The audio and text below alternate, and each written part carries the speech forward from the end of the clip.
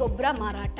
ಹೌದು, ಸೊ ಬಾಳೆ ತ್ಯಾಜ್ಯ ಏನಿರುತ್ತೋ ಅದರಿಂದಲೇ ನೀವು ಗೊಬ್ಬರವನ್ನ ತಯಾರಿಸ್ಕೊಂಡು ಪ್ಯಾಕ್ ಮಾಡಿ ಸೇಲ್ ಮಾಡ್ಬೋದು. ಈಗ ನೀವು ನೋಡ್ಬೋದು, ಟೆರೆಸ್ ಗಾರ್ಡನಿಂಗ್ ಮಾಡೋರಾಗಿರ್ಬೋದು ಅಥವಾ ಯಾರೇ ಕೃಷಿ ಮಾಡೋರಾಗಿರ್ಬೋದು, ಆರ್ಗ್ಯಾನಿಕ್ ಸ್ಟೋರ್ಗಳಲ್ಲಾಗಿರ್ಬೋದು, ಎಲ್ಲ ಕಡೆ ನಾವು ಒಂದಷ್ಟು ಗೊಬ್ಬರ ಆಗಿರ್ಬೋದು, ಫರ್ಟಿಲೈಸರ್ಗಳನ್ನ ನೋಡ್ತೀವಿ, ಕೊಂಡ್ಕೊಂಡು ಬರ್ತೀವಿ, ಗಿಡಗಳ ಇಳುವರಿ ಚೆನ್ನಾಗಾಗ್ಲಿ ಅಂತ ಹೇಳ್ಕೊಂಡು.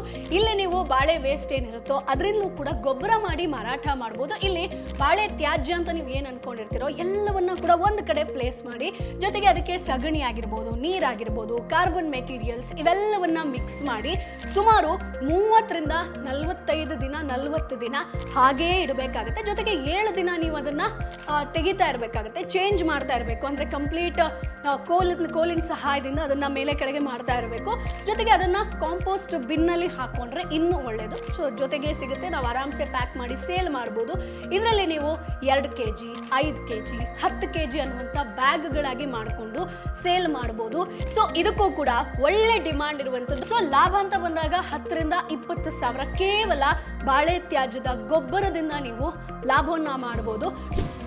Boss Vala, B the boss.